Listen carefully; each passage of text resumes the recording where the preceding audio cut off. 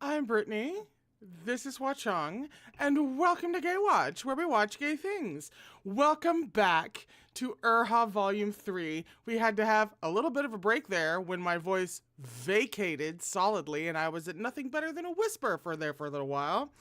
But we have now returned to continue with Volume 3 of Erha. We are on we are on page 225 for chapter 107. And I've started doing this recently, and I did not mention it, and so I'm mentioning it now. You can now find in the details of the streams which chapters we will be reading on any given stream. So from here on, you will be able to just very easily and quickly reference that information, not situation. Before we begin, there is actually a couple of things that I need to tell you guys about, so I have it written down because I have a lot of ADHD. Just now, and by just now I mean like 2 hours ago, I launched memberships for this channel. The primary way to support the channel is still Patreon. That's where you get all of the bells and whistles and perks and, uncut access and everything. But the memberships for this channel serves a very, very specific purpose, because I know that there are a few people out there who would like to support the channel, but dear God, if they have to go and register with another website, they'll die. And I totally get that. So we have finally opened up an option for you guys.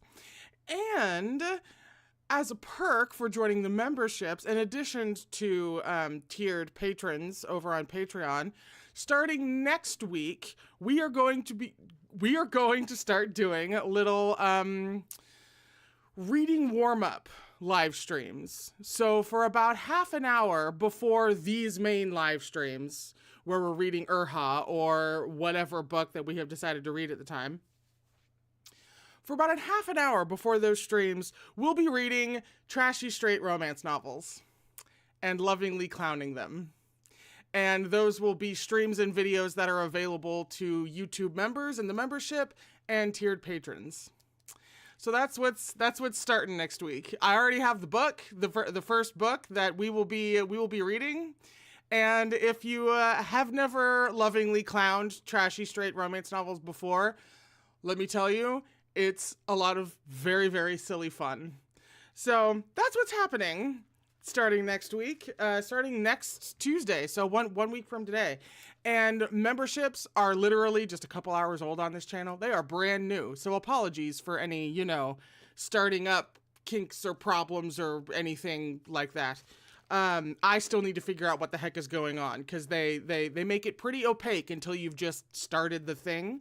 So apologies for any growing pains. It's been fine, I think, but you never know. So was that it? That may have been it, actually. Just to be absolutely clear, the same type of perks are not available on the YouTube memberships as they are on Patreon, mostly because I can't provide them here because of copyright. But as I get used to running memberships for YouTube, wherever I can find to squeeze in any perks or bonus things, then I will. So that's going forward. But yes, that's a brand new thing. So now we are going to continue to try to,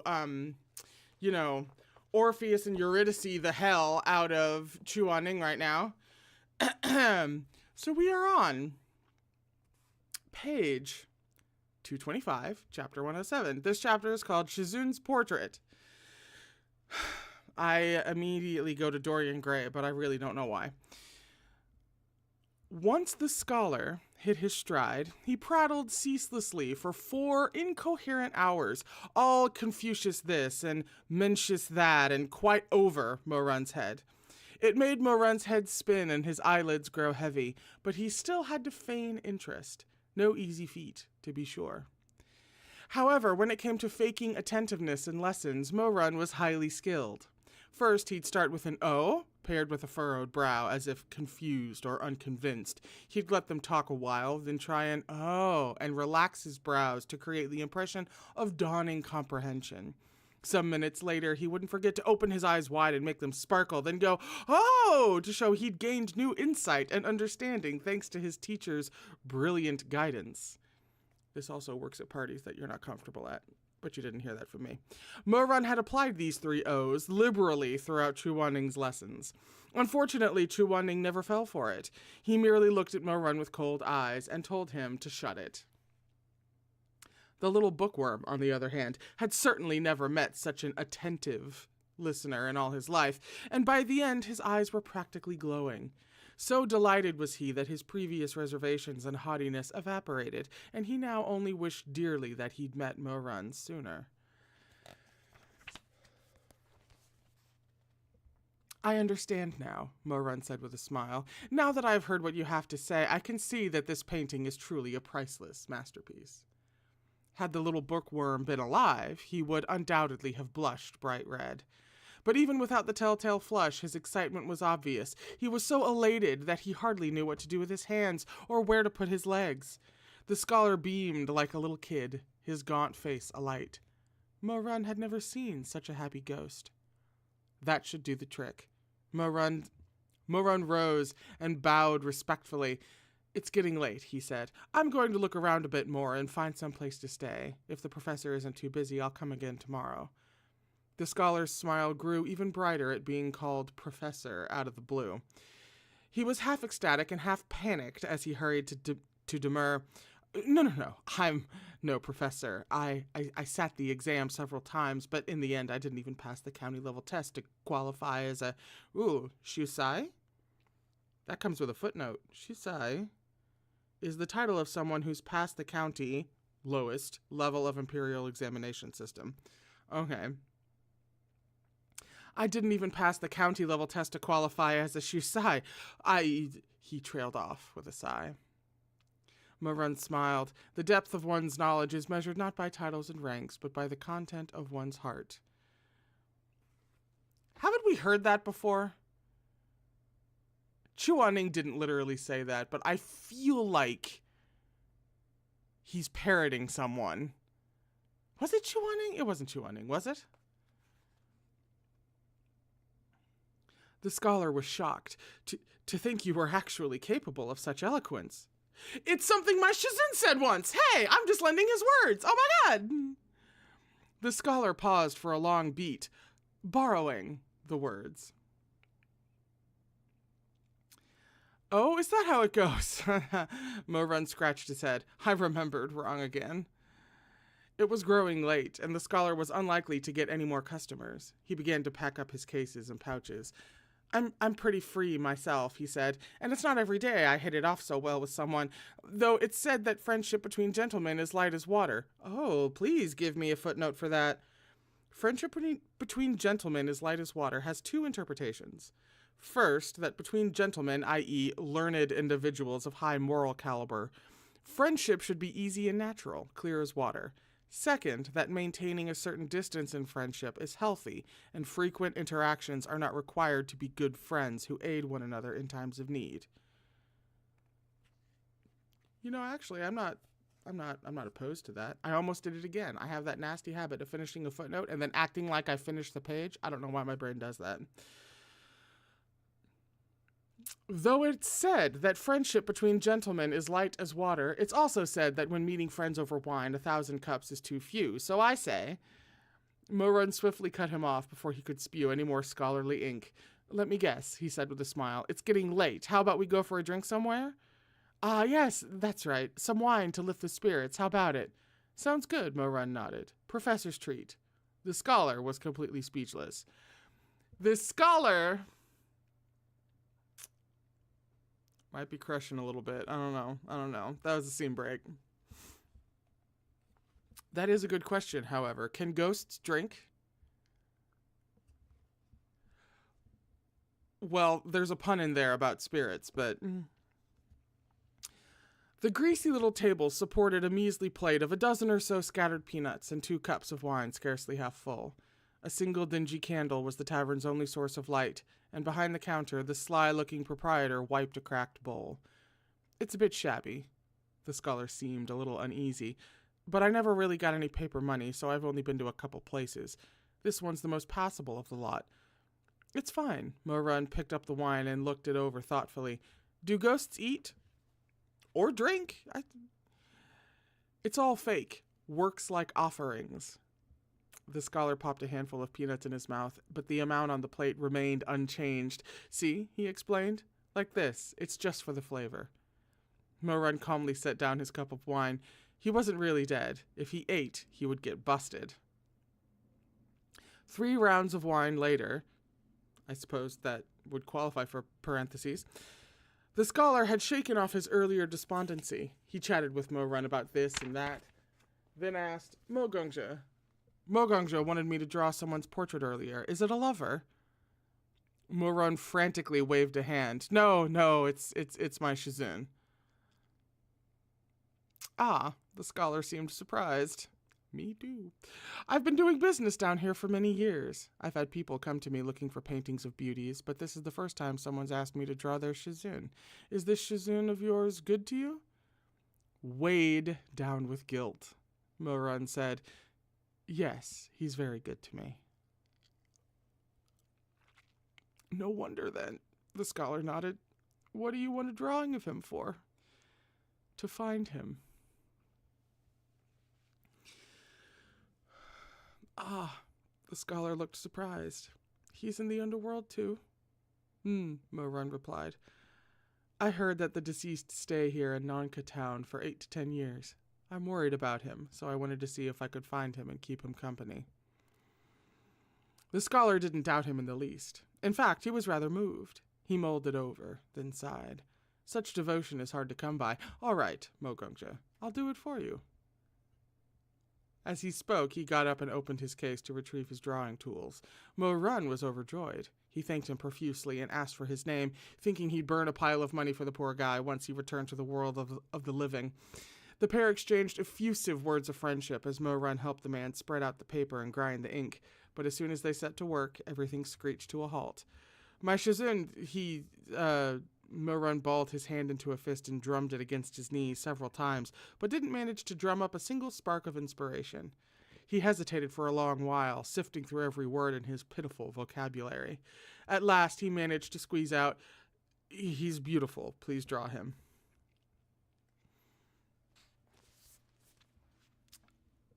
The scholar stared. Well, draw. There was a long pause. Beautiful in what way?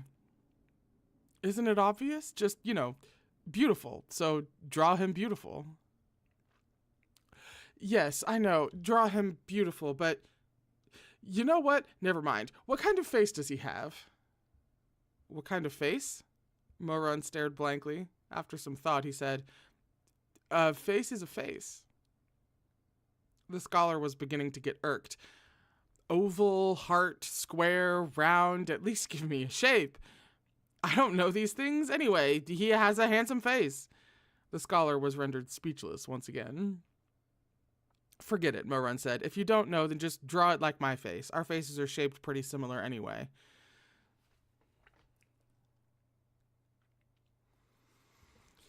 The scholar gave up on speaking altogether. Next were the eyes. What kind of eyes? Just as Mo-Run was about to answer, the scholar added, Do not say eyes are eyes.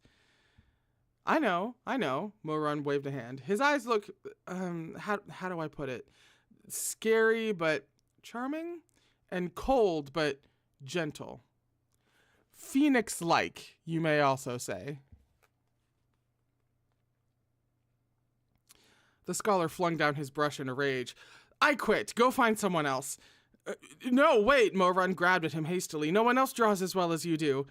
The scholar glared at him in barely contained anger, but Mo-Run's face shone with sincerity, so he relented and said stiffly, Very well, but you have to give me proper answers. Mo-Run felt a little wronged. He thought his answers were perfectly fine. What about them hadn't been proper? It wasn't like he was dumb. That was me, not the book. But beggars... We actually have funny art for a change. Hang on. But beggars couldn't be choosers. He nodded obediently and hugged the soul-calling lantern close. So, the eyes. The scholar got back down to business. Leopard eyes, round eyes, almond eyes, phoenix eyes! Or... Mo-Run's head was spinning under the barrage of unfamiliar terms. He shook his head. Slit eyes? That comes with a footnote. Phoenix eyes and slit eyes have the same pinyin and sound very familiar. Fengyan. Ah, thank you. No, that's way too small. His eyes are upturned. I don't know what that's called, but they swoop upward really prettily. That's what Phoenix eyes are. Morun opened his mouth, but seeing the scholar's face like a thundercloud ready to burst, promptly shut it again. All right, slit eyes, whatever you say. The scholar continued his questioning. Nose, high or flat? High. Lips, thin or full? Thin. Eyebrows, dense or sparse? Dense. Thick or thin? Average, I think. Wait, I know this one. He has sword straight brows. Fine. The scholar laid down a few brushstrokes. Any birthmarks on his face? Morun tilted his head in thought. Then his face reddened as he mumbled, Yeah? Where? On his left ear, Morun said haltingly. A tiny, light-colored mole, and in parentheses, in italics, outside of dialogue, because that's very important, and he's so very sensitive when kissed there. The art of what we are rendering of Glorious Chuaning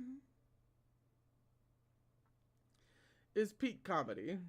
We finally get art that doesn't, make us want to set ourselves on fire and throw ourselves off a balcony. You know what I mean? This is welcome. We needed this. We deserved this art. Thank you.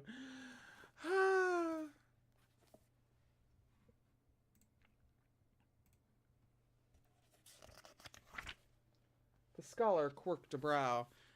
And?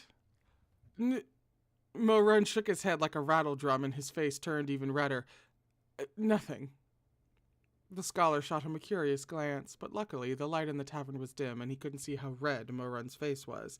He dipped a brush in the ink again and asked, Usual attire? He likes to wear white, with his hair pulled up with a jade crown or else in a high ponytail. Morun considered, then added, He also wears his hair down sometimes, and when he does, he looks really... Don't say beautiful again. The scholar was at the end of his rope. Okay, handsome then. The scholar had no words. With that painful ordeal behind them, the drawing was finally complete. Morun blew the ink dry and lifted the paper to examine the work. It wasn't as handsome or as beautiful as Chuaning, and didn't really look completely like him, but for his purposes, it was passable. He smiled. Many thanks, Professor. It's great. I've just about drawn Panan, Funli, Shizun, and Dao Chan. Is any other legendary beauties I should add? Morun laughed. After I find Shizun, I'll be sure to thank you again properly. They drank and chatted until the skies grew dark, and when it came time to part ways in front of the tavern, Morun set off with Chu Waning's portrait in hand. According to the scholar, there was a place on the 5th Street called Tailwind Hall that made a business of investigating all kinds of things for Nongka Town's new arrivals. He headed there without delay. Outside Tailwind Hall, a banner bearing a black serpent floated lightly in the breeze. When Morun pushed the door open and strode through, he was greeted by the sight of a long counter that stretched across the main hall.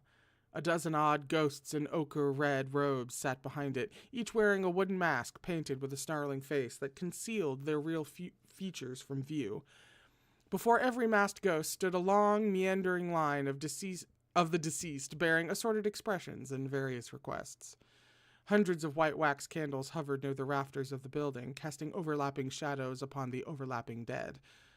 The place was packed, and ghosts came and went without pause. Sir, can you help me find my younger brother? His name is Zhang Baiyi from Gusu. He was 21 years old when he died. You have a portrait? No. That's fine, but it'll cost 10 times as much. Farther along the counter. Look, laddie. The masked ghost cleared her throat, her voice clear and crisp. Sorry, didn't know you was a miss. Missy, it's like this. So when I died, that wife of mine said she definitely won't remarry, but I've been seeing her and my little bro making eyes at one another. a while now, and I just can't accept that. So can you help me check and see if she's being a proper widow up there, or if she ran off with my little bro? Scandal, the tea. Oh my god. Here's our price list for the investigation of matters in the living world. I read for a living. In the living world. Please take a look. And on the other side, excuse me, I liked a girl when I was alive, but she was from a wealthy family. I was just a poor scholar who couldn't even pass the imperial exam, and I didn't have the guts to confess to her, so I didn't stand a chance. She got married eventually. At first, I was happy for her, but it turned out that the guy was already married. Oh my god. It's like the underworld reality show. The ghost side. There was an accident and she passed on before me. I want to ask about two things. The first is her current whereabouts, and the second is if we'll be fated in our next life. We can certainly investigate matters of the next life. However, the cost will not be in money, but in years of your lifespan from your next life. As for the lady's whereabouts, please provide her name and portrait. Okay.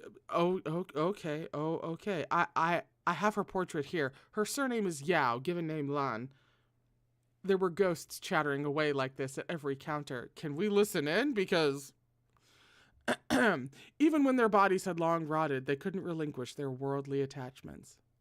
Moran walked a circuit around the room, clutching his lantern and peering left and right. He noted that in exchange for answers, the people of Tailwind Hall only took two things in payment: money or years of lifespan. He had no money. But if he let them take from his lifespan, they might discover he was a living person who had infiltrated the underworld.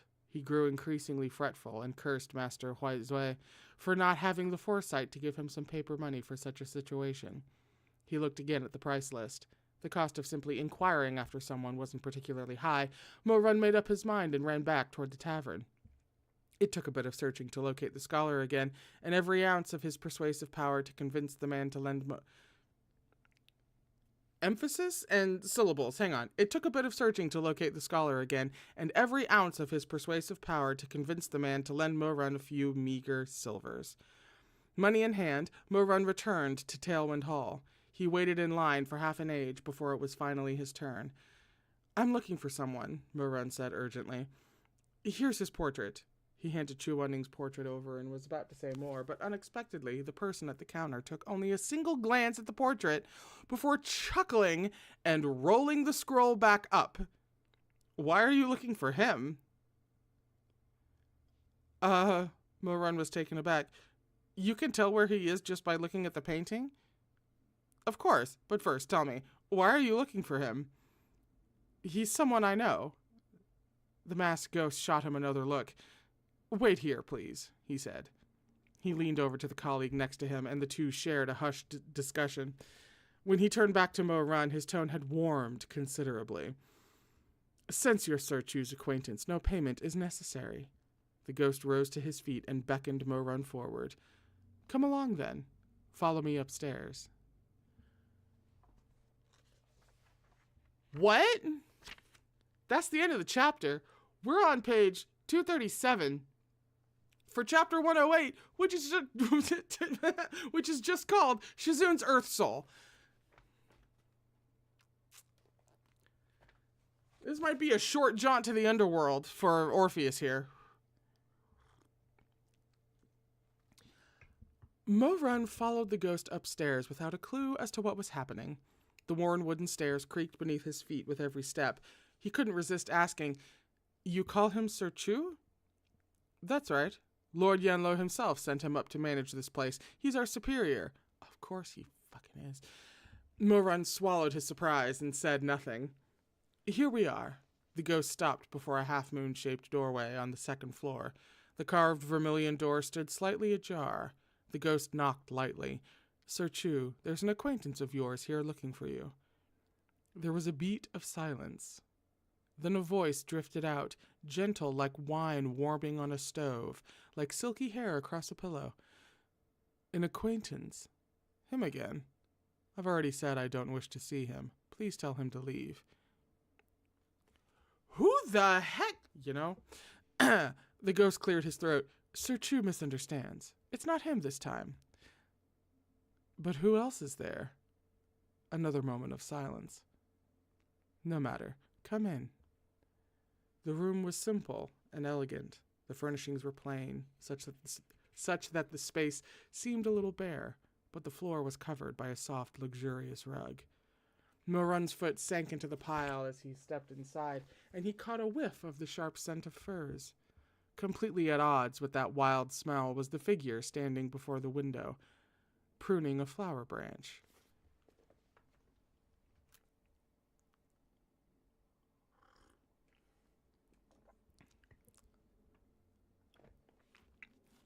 You know what I'm thinking. Flower branches. You know. We all know. His long, inky hair draped loose over his white robes and sweeping sleeves, and the vivid red buds on the branch quivered lightly where he held it between his delicate fingers. Perhaps it was the rule here in Tailwind Hall, for he, too, wore a dark blue mask with bared fangs and bulging eyes. Yet on this man's face, even such a ferocious mask looked somehow gentler. He trimmed the excess branches, then gathered them up and discarded them, before at last turning around. Morun's throat felt dry. The exchange between the masked ghost and Chu Wanning a second ago had left him with a vague sense of perplexed unease. He didn't know what faculties this soul had lost, if Chu Wanning didn't remember him. As he stood fretting, the man laid down the pruning shears and stepped toward him. Morun, a man undaunted by heaven and earth, found himself flustered and agitated, sweat covering his back. Shizun. The man paused, coming to a stop before Morun. Morun heard something like a chuckle from behind the mask. Shizun, he asked. Perhaps the little Gongja has the wrong person. Just as he suspected. Just as he feared. Morun's heart dropped like an enormous rock into an endless abyss, dragging him down with it. He stared at the man before him, at a complete loss for words. When no response came, the man placed his slender, pale hand over the boldly painted mask and removed it, revealing the elegant and composed face beneath. Morun felt that 1,000-pound rock disappear in an instant. He stared at the man's bare face, astonished. Without the slightest hesitation, he blurted, "Chushun!"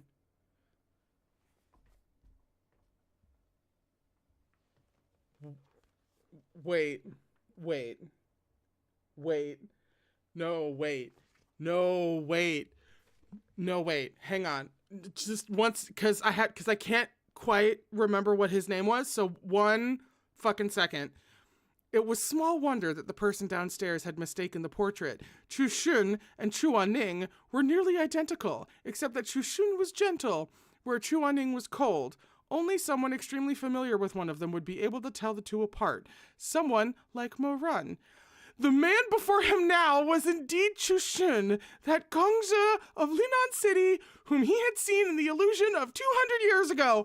Oh my god! Oh my god! Oh my god! Oh my god! Oh my god! Oh my god! Oh my god! Oh, I'm not ready. I'm fucking, no,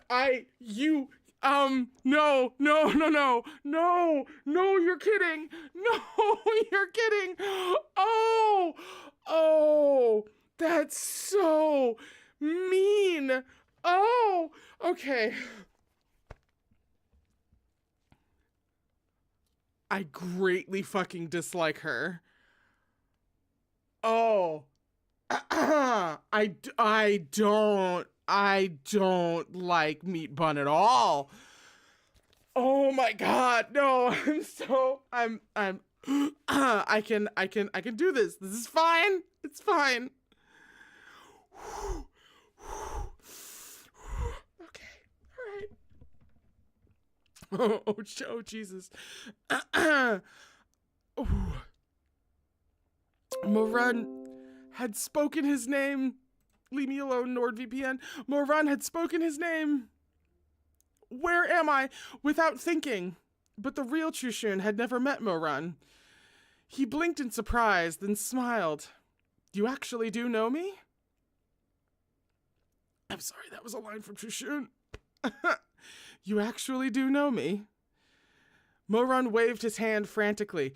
No, No, I got the wrong person, but I do also know you.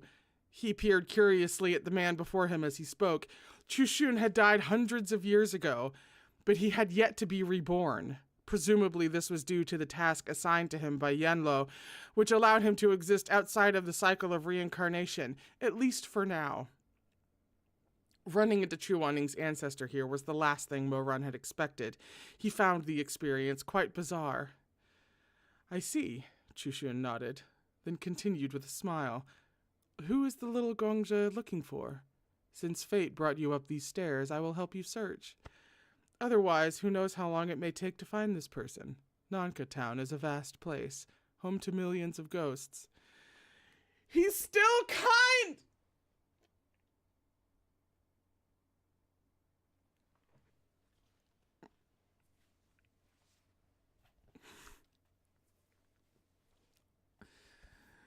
Mo Run had planned to quickly explain the misunderstanding and then run back downstairs to ask for a redo on the divination. He hadn't expected Chushun, as warm-hearted in death as he had been in life, to offer his personal assistance. I'm fine. This is fine. It's fine. He joyfully accepted. Thank you, Sir Chu.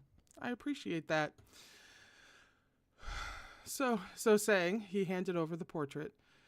Chushun unrolled it and took a look, then smiled again. No wonder the people downstairs were confused. There really is quite a resemblance. What's his name? Chu Wanning, Mo Run said. His name is Chu Wanning. His surname is Chu as well.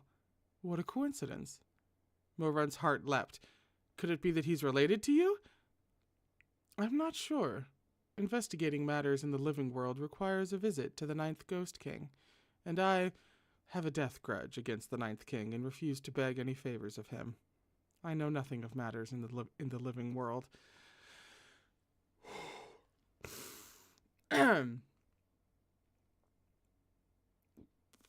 The Ghost King in question was, of course, the very same who had broken through the barrier at Linan and slaughtered Chushun's entire family back then.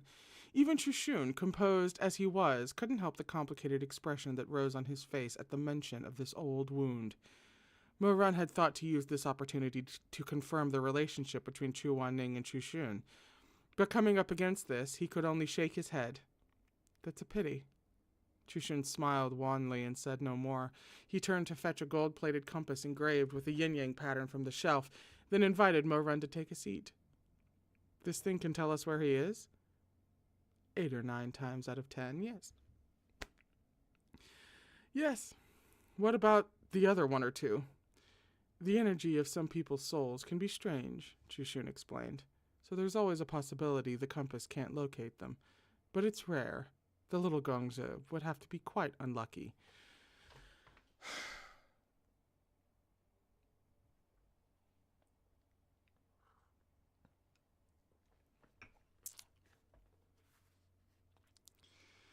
The divination was set up, and the little golden needle within the compass spun to point shakily toward the north. But a moment later it swiveled to point south, then suddenly east, suddenly west, and in the end settled on spinning round and round. Chushun eyed it, speechless.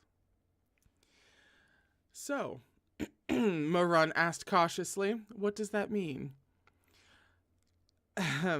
Chushun cleared his throat, looking a little embarrassed.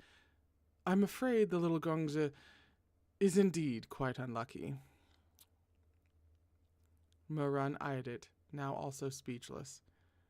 Truth be told, Mo Run had always had rather bad luck. He just knew it wouldn't go smoothly. He sighed and thanked Chushun, preparing to wade back into the sea of people and resume his search for Chu Wanning. But just then, the compass stopped its mad whirl. Its needle pointed shakily in one direction, as if not too sure, then, a fraction of a second later, nudged itself a hair more to the side. Little Gongja, Chushun called out. Just a moment. Mo Run stopped in his tracks, holding his breath as he stood by the table and stared at the compass.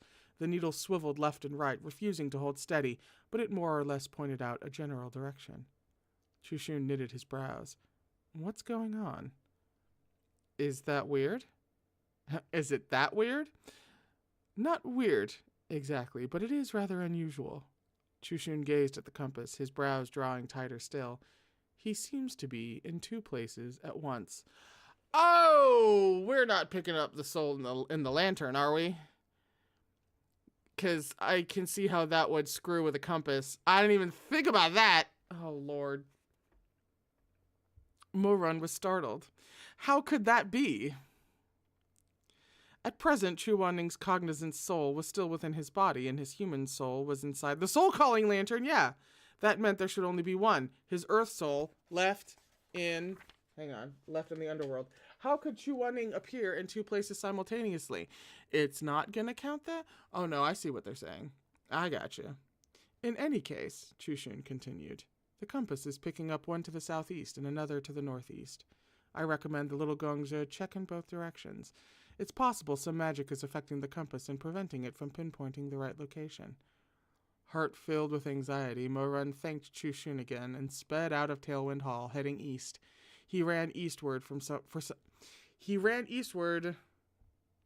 I believe this is a typo. He ran eastward for some time, until he came to a fork in the road. His footfall screeched to a halt.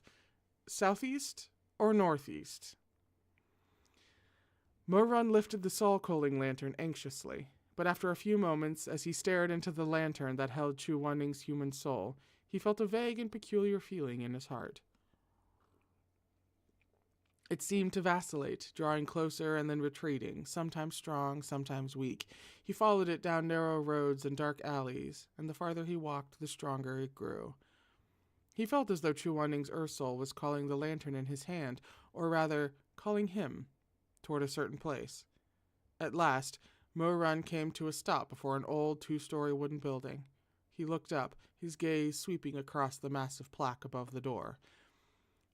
Ailing Souls Sanitarium.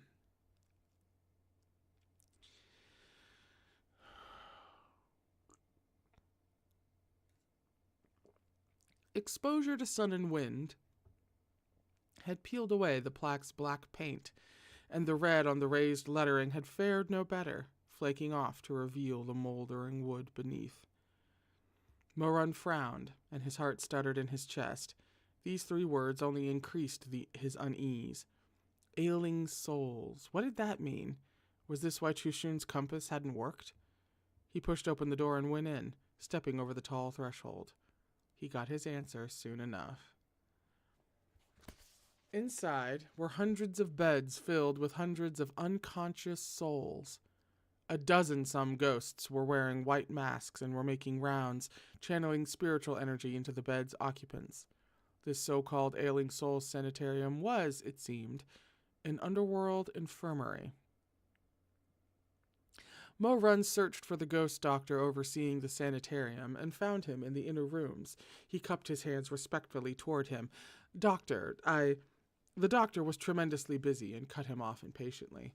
Prescription pickup is on the second floor. Examination queue is to the left. Then where do I go if I'm looking for someone? Looking for someone's over... Huh? Looking for someone. Morun showed the doctor Chu Wanling's portrait. Have you seen him? The ghost doctor reached for the painting and looked it over, then peered back up at Morun. Through the holes in his white mask, his eyes were filled with pity. A relative? Mm-hmm, that's right. His earth soul is damaged. The ghost doctor pointed up the stairs. He's in the innermost bay up there. I'm afraid this type of illness can't be treated. The most we can do is delay the inevitable. You should go see him. Morun started. Damaged? Damaged how? Who can say? The cycle of reincarnation is an agonizing thing. It's possible his soul was damaged during his last few reincarnations. Or, since he was a cultivator this lifetime, perhaps he had a chi deviation that damaged his soul. Whatever the case, it's no longer whole. How am I supposed to know how it happened?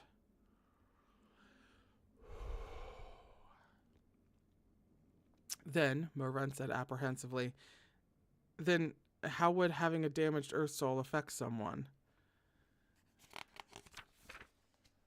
Affect? the ghost doctor thought a moment. It's not a huge issue, since it's only one of the 3 souls that's incomplete. It won't affect his ability to reincarnate. If anything, in his next life, he'll have a shorter lifespan, worse luck, or a weaker constitution. A shorter lifespan, worse luck, or a weaker constitution. Honestly, given how this series is playing out, I would say out of those 3, worse luck would be the worst.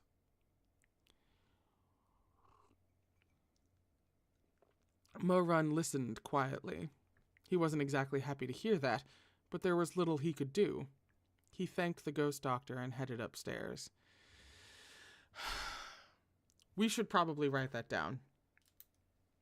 Hang on. Shorter lifespan. Worse luck. Weaker constitution.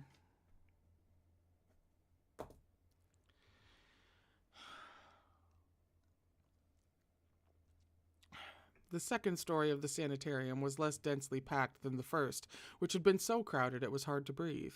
The souls here were those that were unlikely to ever wake up, so perhaps there wasn't much need to watch over them. Only one doctor stood by in the entrance hall, napping leisurely on a rattan? On a rattan chair? That's my first and best casual guess. Mo-Run left him where he was and walked straight in. Though the space was large, there were no more than 20 sick beds in it. The beds were laid out under the rosewood windows, and white screens between each offered some privacy. It was silent as the grave. The floor creaked beneath Mo-Run's feet, and his eyes landed on the innermost bay. I'm nervous, it's fine. And his eyes landed on the innermost bay. It was next to a half-moon-shaped door that led out to an open balcony. Moonlight poured in through a thin silk curtain that drifted in the breeze. There were 20 odd, ailing souls in this room, yet for some reason Mo-Run knew with searing clarity exactly where to go. Perhaps it was the soul-calling lantern showing him the way. Whatever the reason, he walked directly to the innermost bed without so much as a sideways glance, and came to a stop in that pure, hazy moonlight. He lifted the curtain. The last piece of Chu Wan-Ning's soul lay within. His eyes were closed, and his face was colorless. He looked no different from the body resting in Frost Sky Hall. Despite having found him, despite the hope of rebirth that was now within reach, Mo-Run's heart ached, and his nose stung as he gazed down at that frail, blood-stained figure. He set the soul-calling lantern down at the head of the bed. Then he sat on the bed and reached out to gently hold the soul's ice-cold hand. But this soul was unlike the human soul he'd met before. Maybe the damage had been too severe. Mo-Run's fingers passed right through him to land on the clean white sheets below. The body was incorporeal. He couldn't touch Chu Wan-Ning's earth soul. Mo-Run felt unbearably lost and pained. If one more thing had gone wrong, if Master Huizui hadn't come, if Chu Wan-Ning's soul had been just a little more damaged, if his Shizun had despaired and refused to see him.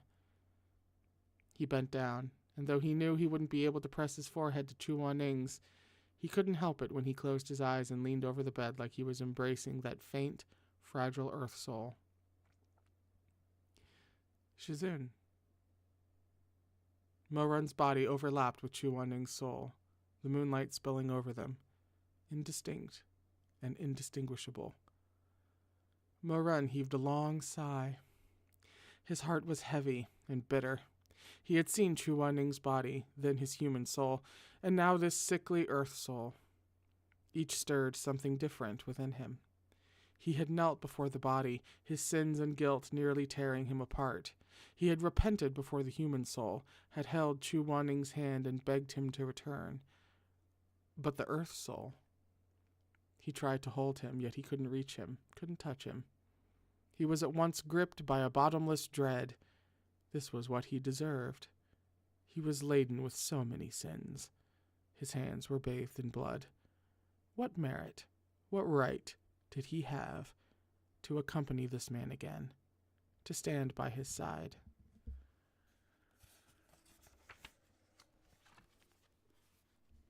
Mo-Run's eyes remained closed. the tears clinging to his lashes soaked into the flimsy pillow. He'd once believed the heavens were unkind to him. Now, that seemed like an absurd joke. That wasn't the case at all. It turned out that the heavens had been very kind to him indeed. It was his own heart that was unkind, that rendered everything dark and gloomy. It was his own fault. He suddenly realized that he had once walked a path of no return. He wanted to turn back. He wanted to use the rest of his life to make amends, use the rest of his life to set things right. But he didn't know if doing all that would even be enough to bring him back to the start. Forget Taishanjun. Forget being emperor of the human realm. He didn't want any of it. All he wanted was to lead a proper life, to be the kind of righteous person that Chu Wanning had always hoped he would be. It was said that recognizing your mistakes and changing for the better was what counted most. But he had sinned so deeply. How long would it take to atone for his sins? Perhaps he would never escape this endless remorse, even until the day he died. After all, a scar cut through water could return to even smoothness, but a wound carved into a tree would forever remain. Shizun. After sitting for a long time, immersed in the light of the moon, immersed in Chu Wanning's nearly transparent soul, Mo Run spoke as though coaxing a child. Come on. Let's go home. He straightened and picked up the soul-calling lantern. Mo Run recited the incantation wordlessly, and the earth soul was drawn inside, its faint silhouette vanishing into the lantern. Then Mo Run waited. He waited and waited until the earth soul and human soul had fused completely. Then he waited some more. But still, nothing happened. Mo Run's face paled. What the heck? Chu Wanning's earth soul and human soul had merged. Wasn't he supposed to see the path to bring Chu Wanning back to the living world? Was Master Huaizui's spell malfunctioning?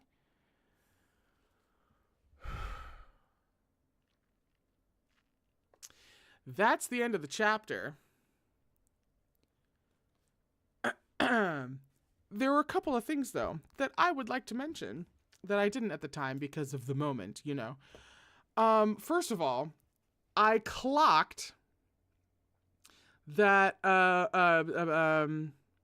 he suddenly realized that he had once walked a path of no return. He wanted to turn back.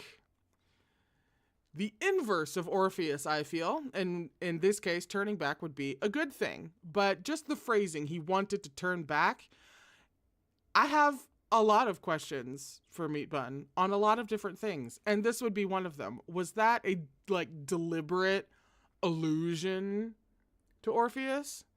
Because this whole concept as a whole is very, very Orpheus. Again, unless there's some Chinese mythology that I do not know that also echoes Orpheus and Eurydice. But I mean, he wanted to turn back kind of clocks me. I would ask her about that. But then also, what was the other thing I clocked at the time? Oh, scars in a tree remain. Tree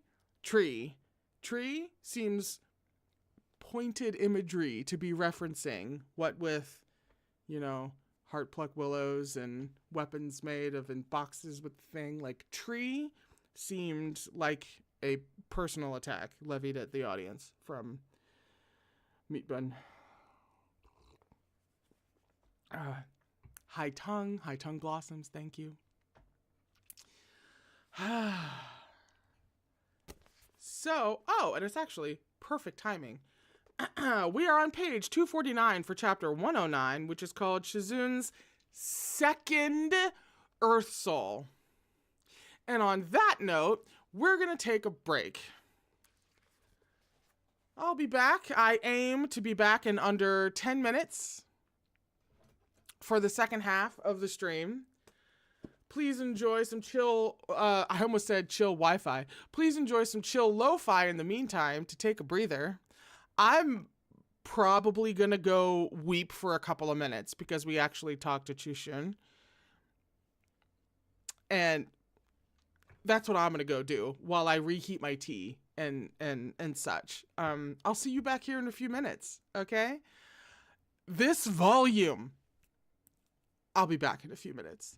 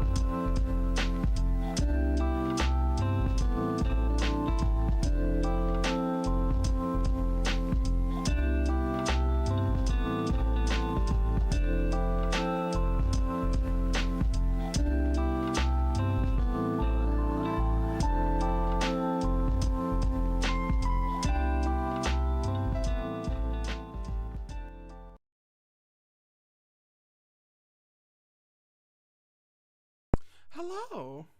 Welcome back to this lovely book. We are once again on page 249 for chapter 109, which is called Shizun's Second Earth Soul. Second Earth Soul. He has two. He has two.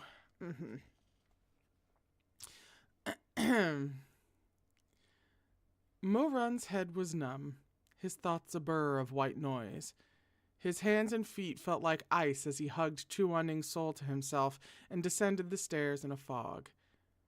Doctor. You again, what is it now? You're sure the one upstairs is my Shizun's Earth Soul, right? The ghost doctor was rather annoyed. Of course it is. How could I get something like that wrong? Mo-Run refused to give up. Could it be his cognizant soul or what? The ghost doctor clicked his tongue in irritation. A person has 3 souls: Earth, Cognizance, and Human. I've practiced medicine here for 150 years. If I couldn't even tell souls apart, you'd let... I'm too excited. Lord Yan Lo would have kicked me back into the wheel of reincarnation long ago. Mo-Run pressed his lips into a thin line. But then, a vague idea unfurled in his mind.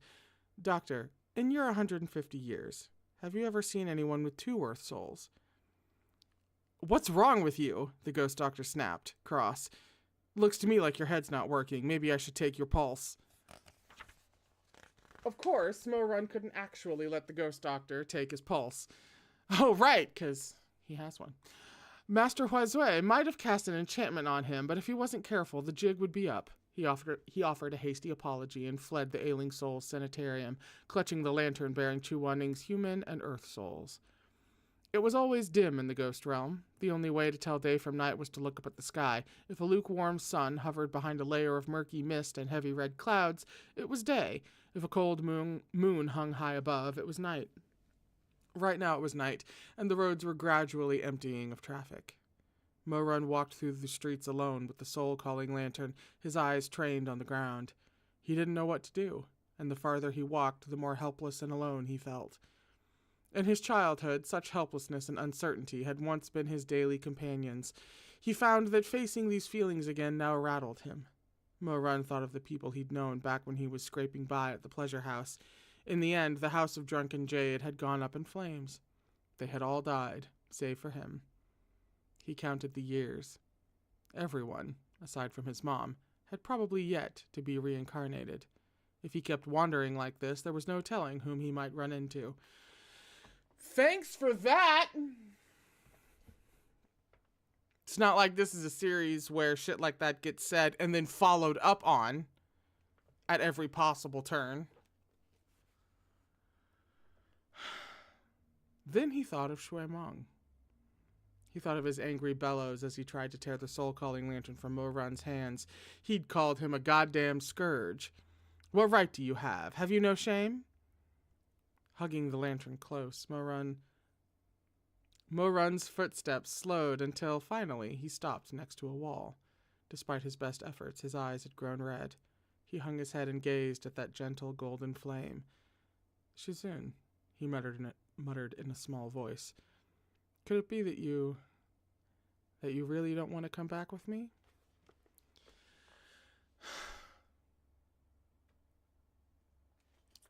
We've learned so much, and so little. The flame didn't answer.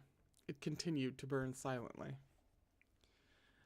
Mo-Run stood for a long time before he managed to rescue his calm. The underworld was immense, and he didn't know where he could go, or to whom. All at once he remembered Shishun, and sped back toward Tailwind Hall as though he had grasped a lifeline. By the time he arrived, Tailwind Hall was preparing to close, and a masked ghost was shutting the doors and locking up for the night. Mo-Run hastily called out to stop him, a note of pleading in his voice. Sorry, but please wait. You again? The ghost was the same who had let him upstairs earlier. What are you doing back here? Sorry to trouble you, but it's urgent. Mo-Run had run too fast. He panted for breath, his eyes bright and anxious. He swallowed and said, voice hoarse, I want to see Sir Chu-Shun again.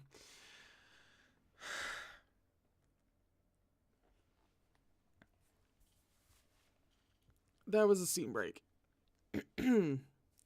Chushun was staring absently at a branch of high tongue blossoms arranged in a slender white porcelain vase. He looked up, startled at Mo-Run's sudden return. Why did the little Gongja come back? Were you unable to find him? I found him, Mo-Run replied, but Chushun saw at a glance how tense and anxious this young man was, and correctly guessed that whatever troubled him must be a difficult subject. He invited Mo-Run in, and closed the door behind him. Have a seat. Mo-Run, worried that Chushun might notice something amiss if he continued to hold the soul-calling lantern, stowed it away in his Chenkun pouch. Chushun was no malicious ghost, but the matter of a living person sneaking into the underworld was best kept secret from all ghosts, if possible. I'm glad at the acknowledgement, because you just know that if Chushun found out that Mo-Run was like a living person, that he would... I'm officially anxious about that happening. The little... Oh, sorry. Wait. Did I just... In my anxiety, did I just... No, I didn't. Okay. I was wondering if I turned one too many pages. I didn't. It's fine. The little Gongzo went southeast? Chushun thought for a moment. It was the Ailing Souls Sanitarium, wasn't it? Mo-Run nodded. He considered his words before continuing. I saw him at the Ailing Souls Sanitarium, but it was an incomplete Earth soul that couldn't move nor speak. He even looked different from the other ghosts. He was half transparent, and he could be seen but not touched. Damaged Earth souls are often like that. Chushun was somber. Sometimes a soul like that can scatter if agitated, never to be gathered again. Mo-Run chewed on his lip, then ventured. The doctor there said people with incomplete souls will exhibit certain impairments in life, but the person I'm looking for, he was just fine while alive, so I was wondering if there might be some mistake. He paused, lifting his head to look toward Chushun. Sir Chu, is it possible for someone to have 2 Earth souls? Chushun was taken aback. 2 Earth souls? Unlike the doctor at the Ailing Souls Sanitarium, who had immediately shot him down, Chushun mulled this hypothesis over carefully with downcast eyes. Eventually, he said, I suppose it isn't impossible. A tremor ran through Mo-Run's body, and his head snapped up. His eyes were bright in the room's dim candlelight. Really? Chushun inclined his head in affirmation. Normally, an individual only has 3 ethereal souls and 7 corporeal spirits. But I once knew a woman with 2 cognizant souls. Can you tell me anything more about her? Chushun shook his head, and his lashes dropped lower and quivered slightly. He took a moment to steady himself before saying, I would prefer not to. Those events are long past. That woman is suffering in the 7th level of hell now. When Yanlo finds someone with an abnormal soul, he sends them to the 7th level to be slowly peeled apart. We can't go into that right now. Hearing this made Mo-Run even more fretful. In the low light, he didn't see the pain in Chushun's eyes as he pressed on.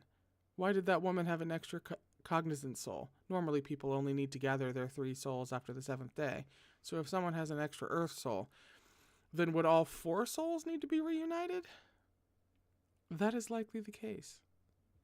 Then the woman you mentioned, she was used by the ninth king in death. She was forced back to the living world. Chushun paused, the slender fingers resting on his knees, slowly balling into a fist. To the living world, where she ate her own child alive.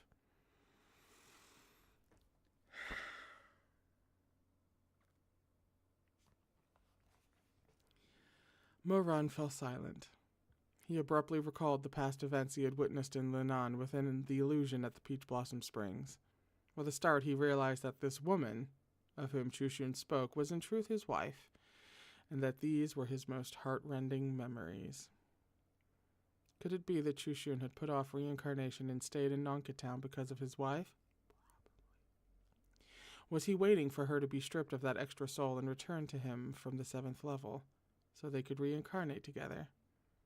Mo-Run couldn't bear to pry any more than he already had. Chushun said no more on it either. To mention something like this again, in just this handful of bold words, ate her own child alive. Even after 200 years, even as a ghost, the jet of his throat still trembled. Shizun closed his eyes. The woman's soul became scrambled and torn, and fused with the child's cognizant soul. There was a long pause. So her extra soul is actually that child's cognizant soul. The child's soul became stuck within hers, and the two assimilated until they were completely inseparable.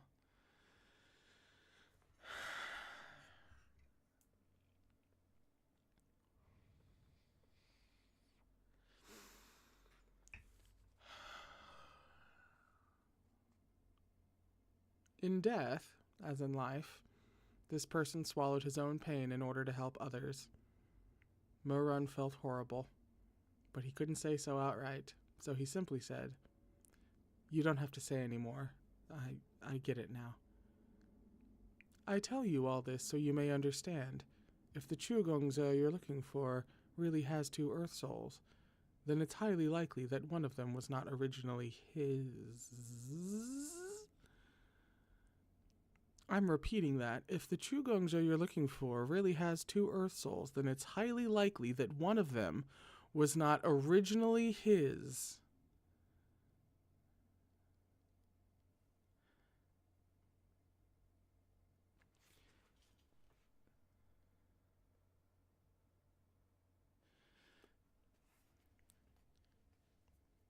Mo-Run turned this over in his mind. Is it not possible that it was one Earth soul split into two? It's possible, but not in your case. Why not? I've seen a soul split in two as well, Shizun explained. But that's another story. Such a thing generally only occurs when an individual has sinned so deeply and killed so wantonly that their souls cannot bear it and shatter. Even then, the one that shatters is always the human soul, the one responsible for morality and humanity, never the Earth soul or the cognizant soul. There was a long silence. I see, Mo-Run muttered. The moment he heard the words sinned so deeply and killed so wantonly, he had already concluded that this scenario couldn't possibly apply to Chu Wanning. But as for himself, he did wonder, when, in this life, he truly met his end and came to the underworld, would his human soul shatter in two? Would he get his just desserts?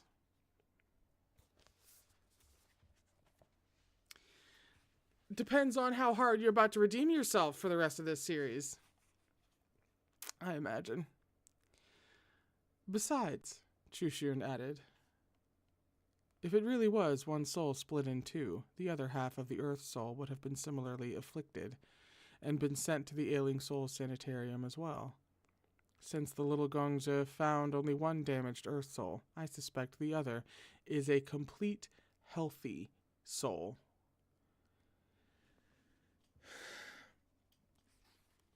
The implications are implicationing, however, there are so many of them that my brain's breaking just a little bit.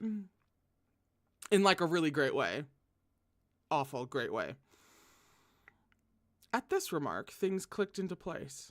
Mo-Run brightened immediately. "Thank you so much, Sir Chu," he said in a rush. "Then I'll go search again right away." "Very good." In addition to pointing toward the Ailing Souls Sanitarium earlier, the compass also pointed northeast. The little Gongzi should try going that way. However, Nongka Town is large, and there are so many ghosts coming and going as they await in reincarnation, Shizun sighed. Mo-Run saw the shadow of pity in those gentle eyes. He already knew what Shizun meant to say. The vastness of Nongka Town. The millions of wandering souls. Even with a direction to search in, finding one particular Earth soul was easier said than done. If two people were not fated to meet, it wouldn't matter if the streets were lit as bright as day. They might still pass like ships in the night, one to the east and one to the west, never once noticing, never once seeing. And with the underworld as dark and silent as it was now, the task was nigh impossible. finding a Shizun in a haystack. But Shizun was a gentle soul. He lifted a hand and clapped Mo Run on the shoulder. The little Gongja possesses such heartfelt sincerity. I'm sure you will meet again. This man looked so like Chu Wanning. As he spoke, a bead of wax dripped down the candle, and the flame flickered, obscuring his features in shadow. In the gloom, Mo Run seemed to see Chu Wanning's face in a moment of gentleness, seemed to hear Chu Wanning's voice say they would meet again. Tears sprang to Mo Run's eyes despite himself. He swiftly bowed his head and clasped his hands in a gesture of respect. His voice was hoarse. Really, thank you so much. But Shizun made no reply. Even after Mo Run turned and left, closing the door behind him, he still stood staring after him, a hint of bewilderment in his phoenix eyes. Were those tears he saw in that young man's eyes? Ghosts couldn't cry. Had he been mistaken, or... He turned to glance over his shoulder at that vase with its quietly blooming branch of high-tongue blossoms. Flowers from the living world couldn't withstand the yin energy of the underworld. Even after his careful tending, a petal had still fluttered down to land on the aged wood of the table. Chushin stepped over and picked up that vibrant petal.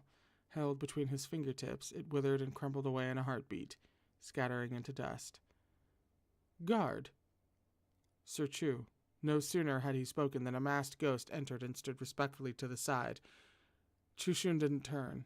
He gazed at the high-tongue blossoms and asked in a soft voice, Has that man come to tell... I'm fine. Has that man come to Tailwind Hall recently? No, he hasn't. It's been the same as always, a branch of high-tongue blossoms every 10 days. He dares not to come to Tailwind Hall himself, and always has another deliver it for him. Hang on! Wait! I need to... Hang on. Re-fucking-wind.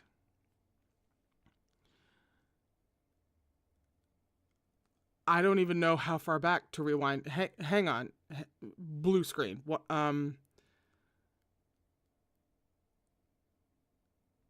His petal has still fluttered down to land on the edge of the... Because flowers from the living world couldn't withstand the yin energy of the underworld.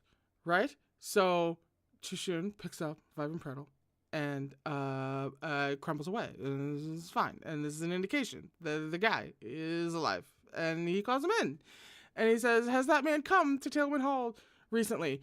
But, like, which man? And no, he hasn't. It's been the same as always. A branch of high-tongue blossoms every 10 days. He dares not come to Tailwind Hall himself and always has another deliver it for him. Somebody is delivering a high-tongue blossom to Tailwind Hall every 10 days. What?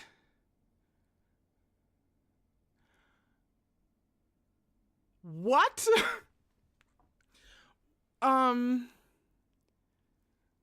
What? Wait.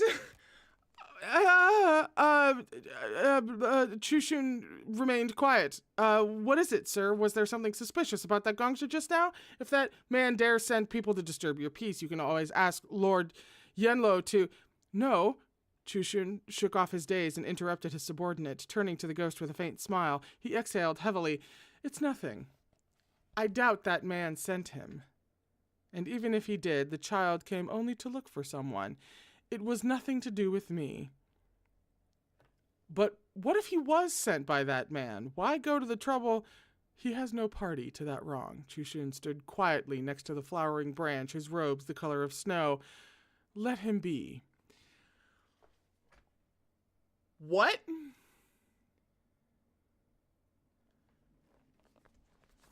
That was the bottom and top of pages 256 and 257. I'm gonna have to revisit that later because my brain. That was a scene break, by the way.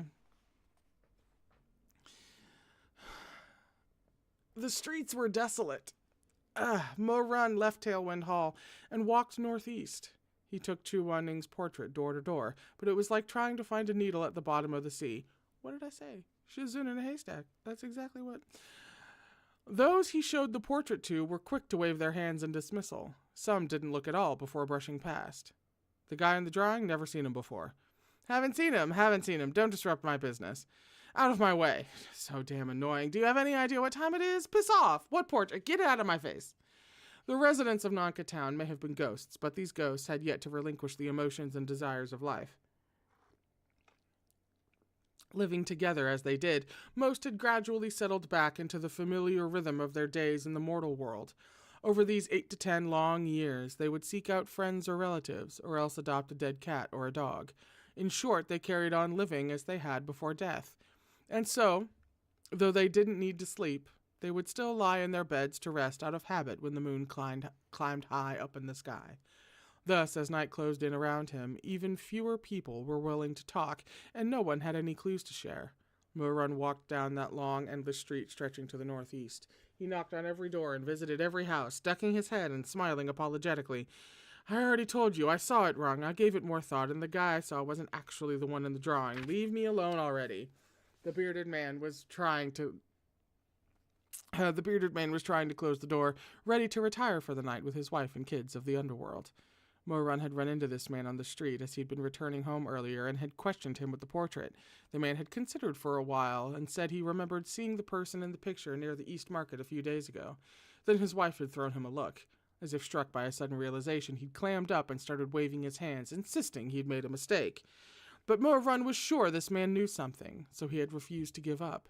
He dogged him the whole walk home, pleading with him every step of the way. The man shoved him brusquely out the door and pulled at the wooden door bolt. Murun begged, frantic, please think about it again. Where in the East Market? And where did he go after? Please.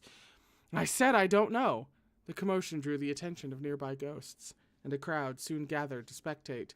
The man bellowed angrily as he pushed against the door, heedless of Murun's hand still in the doorframe. The door slammed roughly on his fingers. The pain was excruciating, but he didn't care about that right now. Murun swallowed the pain and refused to pull his hand from the narrow gap, using all his strength to push it wider instead. I'm begging you, please think about it again. I just want to know where he went after that.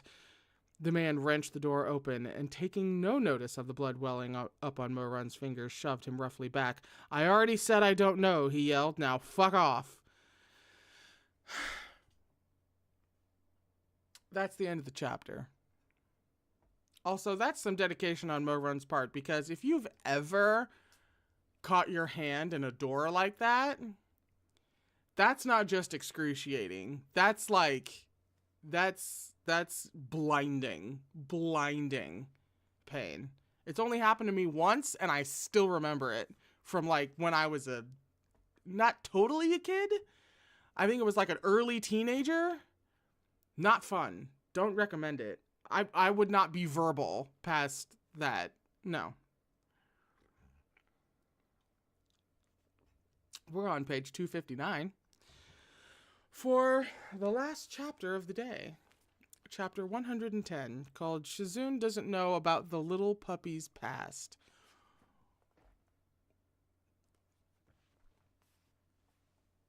Murun wandered the streets alone.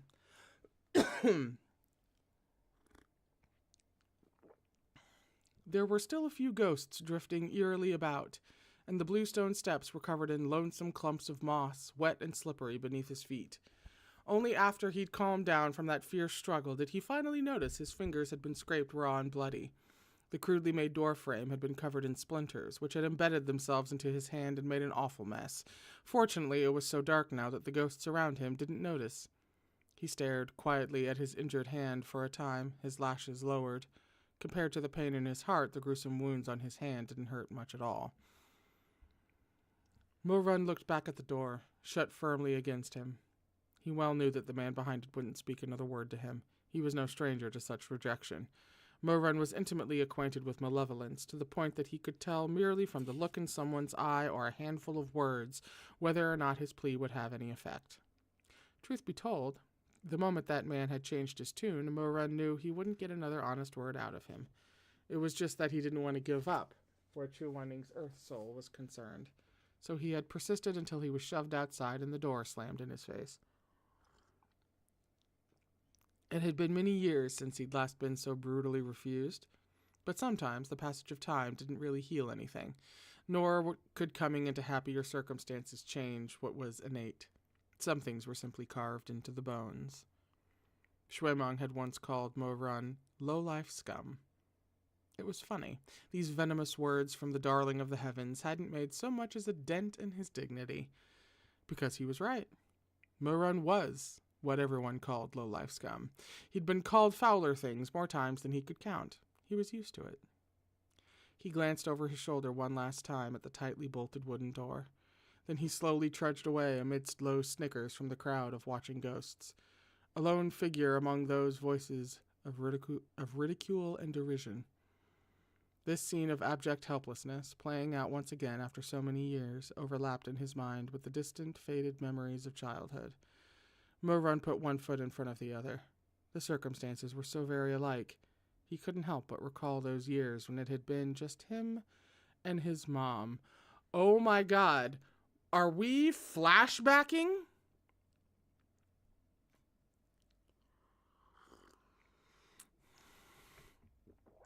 That was an ellipsis after, those years when it had been just him and his mom. ... That's a scene break. All right. In those days, they hadn't yet settled at the pleasure house, but wandered the streets of Linyi near Rufeng Sect. In those days, at least he still had his mother. His mom loved him. He was still small, and she hadn't wanted him to go begging for food on his own, so she always left him in an abandoned firewood shed while she ventured out to sing and perform on the street.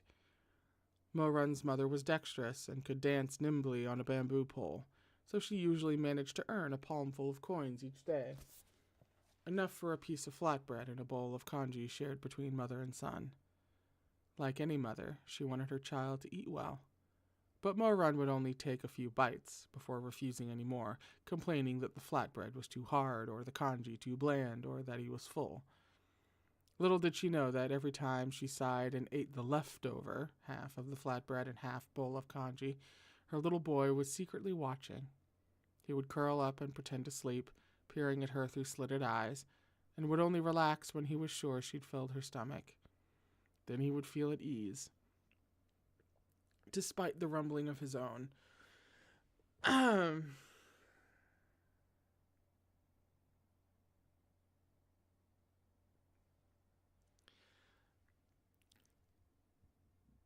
That was a particularly effective way to rather effortlessly make the point that you're not born cruel. That nobody is born cruel.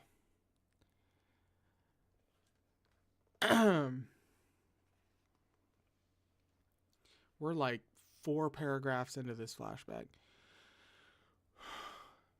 Nor did she know that, every day, after she left to busk on the streets at Linyi's East Market, her child would crawl from the pile of firewood and sneak out to beg for food 2 streets away from her. His mother sang a beautiful song as she balanced on her 10-foot pole and danced upon it with her frail body. The ground below her was strewn with jagged rocks and ceramic shards. Were she to fall, all these sharp pieces would pierce her skin. But the spectators thought the danger novel and exciting, so she staked her low-born life and danced, all to win a smile from the moneyed onlookers. 2 streets away, her child begged door to door on the street, a grin on his grubby little cheeks as he repeated the same greetings for good fortune over and over, hoping for a bite to eat. But he didn't get so much as a mouthful, at least not often. One day, the young madam of a wealthy family, pregnant, bored, and in a foul mood, was strolling the streets when she spied Mo-run's mother dancing on her pole. She stepped to the side and watched for some minutes, intrigued. Then she sent an attendant to go speak to the dancer. These broken rocks and ceramic bits you have are just for show, aren't they? Oh, man! You know, they gave us funny art earlier.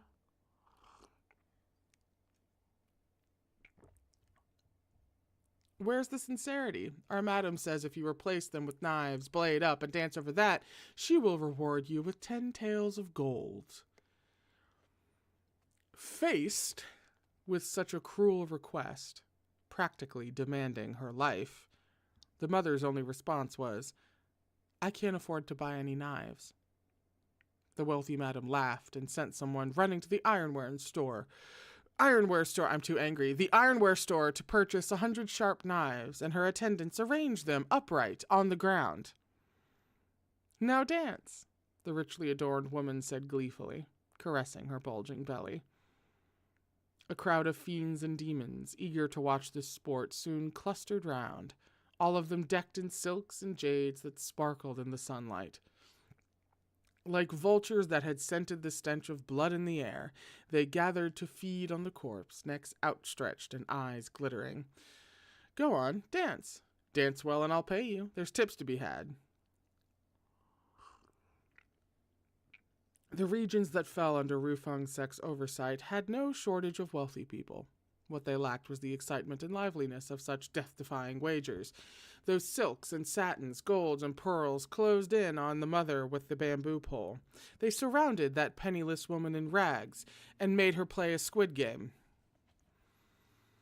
And so that woman, her life as cheap as wild grass by the roadside, smiled and curtsied toward the crowd of carrion vultures. She thanked them for their patronage and began a graceful dance upon the pole, light as a swallow. She danced above the blades, risking death to garner their favor. But skilled as she was, she inadvertently glanced down at the rows upon rows of wicked knives as she went in for the landing. The fact that I have to show you the motherfucking art now just adds insult to injury, thank you!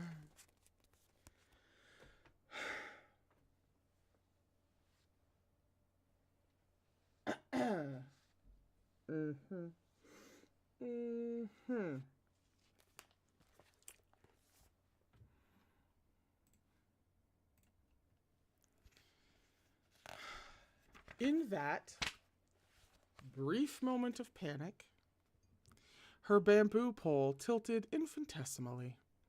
Alarmed cries rang out from the crowd as she fell. Though she managed to avoid the densest thicket of knives, she still skirted the edge, slashing her legs open. The crowd cried out again as blood splattered across the road. She ignored the pain and got swiftly to her feet, offering a smile as she lowered her head in apology. The spectators sneered. The little Missy's skills aren't quite up to the task. You'd better practice a little more, said one. That's right, you gotta work harder if you want to make a living. You won't get far with half-assed dabbling, scoffed another.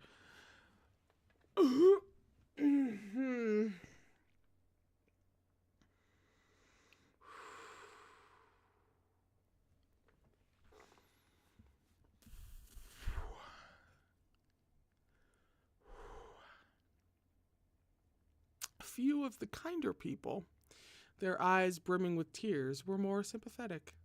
Enough already. Look at the poor girl's injury. Hurry along to the apothecary, dear, and get some medicine. The woman hesitated. I don't have any money for medicine. The sympathetic ones faltered. Some sighed, while others lifted their hands to their jades and pearls, but none spoke. A few dabbed at the corners of their eyes, as if deeply moved. How pitiful! Indeed, indeed. Seeing as your life is so difficult, I'll give you some money, said an elderly woman with a big belly. Somebody!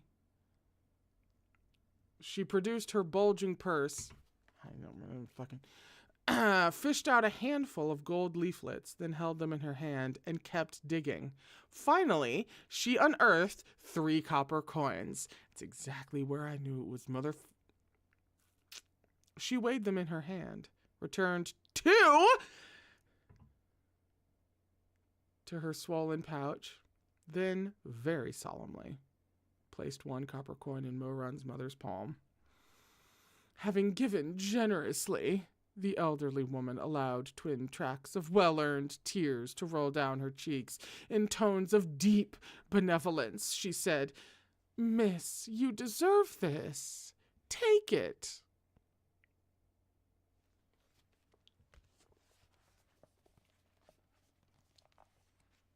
I'd be mad if this was over the top, but it's not. Thank you, the woman murmured hollowly, clutching the copper coin for which she had risked her life. Thank you. And what of that wealthy madam who had promised 10 taels of gold? She had already stomped off, cursing. The woman staggered after her on bleeding legs. She wanted to ask for the money, but the madam's attendants shoved her to the ground, cursing so loudly they could be heard a whole street over. What terrible luck! Our madam must keep her baby safe. The sight of blood is inauspicious. Master will be worried sick if he hears. You still have the nerve to ask for money? You call that a dance? You're just lucky your blood didn't get on our madam, or else there'd be hell to pay. Scram. The woman was thrown roughly to the ground. But this madam and her attendants were of an affluent and influential family in Ligny. No one was willing to stick their neck out for her. She twisted in pain on the ground, writhing like an insect in the dirt. No one helped her up. No one would open their purse for her. She had danced with her life on the line, all in exchange for a single, cold copper coin. The kind woman who'd laid it in her palm said it was what she deserved. She spared not a thought for herself.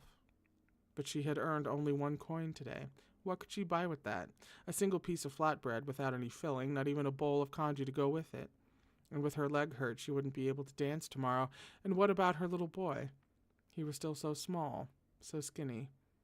And now he would go hungry again. That thought pushed her over the edge. She curled up there in the mud and wept miserably, her voice raw and shuddering. The onlookers were unable to bear the sound. They sighed and began to disperse. Just then, a dirty, foul-smelling child burst through the crowd. "Mom! Mom!" Moran ran to her, yelling like a trapped beast. He hugged her, a lowly child clutching his lowly mother, like a bug clinging to grass, like a straw dog clutching at duckweed. That has a footnote. In ancient times, dogs made of straw were used as sacrificial offerings, then thrown away after. Thus, this term also signifies something lowly and worthless. Thanks! I hate it! Surprise and panic flashed in the woman's eyes at the sight of him. She may have been weak, but mothers were strong. She stopped crying at once. Life was already hard enough, every day, like falling asleep in hell and waking in the same. She didn't want her son to see her weak and helpless. The tears on her face were still wet as she quickly arranged her features into a smile. Yeah, look at you. What are you doing here? Mom is fine. It's just a scratch. Oh, but look. She stuffed the clammy copper coin clenched in her hand into his small palm. Moran shook his head over and over, tears carving tracks through the grime on his little face.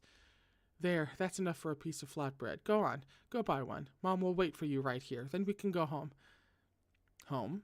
Where was home? That decrepit old storage shed? Or that sheep pen they'd slept in, only to be chased out 2 days later? Moran fought back sobs. Fire burned in his eyes as he said, "Just sit here and rest for a while, Mom." "What are you going to—" "Don't do anything foolish." Moran dashed over and picked up a knife. He shouted loud and clear in his still young voice to capture the attention of the dispersing crowd. "Lords and ladies, please wait. Please wait. We still have a special performance for your lordships and ladyships. Please spare a glance." Moran had possessed innate spiritual energy since he was a child. Even if he'd never cultivated it, he was much stronger than an ordinary person without aptitude. The boy held the sharp and sturdy blade in his hands. With a low cry, he broke it in two and tossed the pieces to the ground. The crowd was astonished, and the few cultivators among them even more so. Hey, the kid's not bad. "One more," called Moran. He picked up 2 knives this time and snapped both together. "Nice," someone in the crowd clapped. "Do 3. The little boy added another knife, and the crowd grew more and more lively as the stack grew thicker and harder to break. "Gugga, Jija, uncles and aunties, please spare some tips and I'll add more." The people were eager for a show. They tossed the cheapest copper coins they could find onto the ground before him. For the sake of those coins, Morun added knife after knife until his hands were slick with blood, and he really couldn't break one more. The carrion vultures flapped their night-black wings and scattered. Morun picked up those copper coins, cupping them carefully in his dirty little hands, and walked over to his dazed and teary mother. "Mom," he smiled, "we can get you medicine now." Her tears fell, uncontrollable. "My child, my good boy, let Mom see your hands." "I'm okay." His smile was bright and pure. It scorched her heart. She pulled her son into her arms and hugged him tight. "It's all Mom's fault that I can't take care of you," she sobbed. "I've made you suffer so much from such a young age." "It's all right," Morun said quietly, wrapped in his mother's arms. "I don't mind as long as I'm with you, Mom. We'll get through it together, and when I grow up, I'll give you a good life." She smiled and wiped the tears from her eyes. "It's all right if it's not a good life. As long as you grow up strong and healthy, that would be fine. That would be enough." Morun nodded vigorously. Then he suddenly said, quietly, "Mom, if I make something of myself in the future, you'll never have to put up with this again. I'll make all those people just now apologize to you, and if they won't, then I'll make them dance on knives. Silly child, don't think like that." The kind, gentle woman stroked her son's hair as she whispered, "Absolutely don't think like that. Don't hold grudges. I want to watch you grow up to be a good kid. Promise me you'll be a good, kind person. Okay?"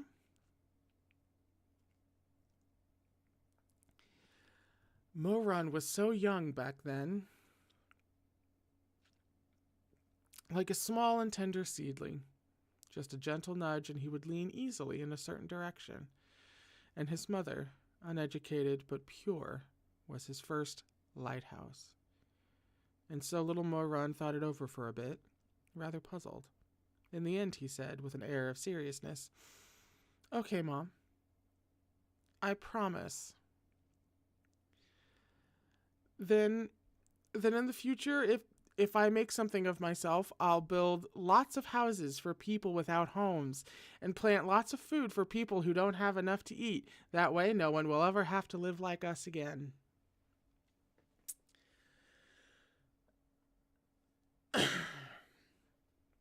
The woman stared blankly for a while, then sighed. "That would be wonderful." The little boy nodded in agreement and echoed, "That would be wonderful." At that moment, neither imagined that a child who could say words like this would later tread through fields of bone with his hands laved in blood, bringing the stench of misery and ruin as vultures and crows wheeled overhead. That he would become Emperor Taishan, scourge of the common people. And Emperor Taishan, that scourge of the common people, rarely, if ever, looked back on this chapter of his past. He did not honor the promise he made in his mother's arms that day, that promise spoken solemnly, with clear eyes and a tender voice.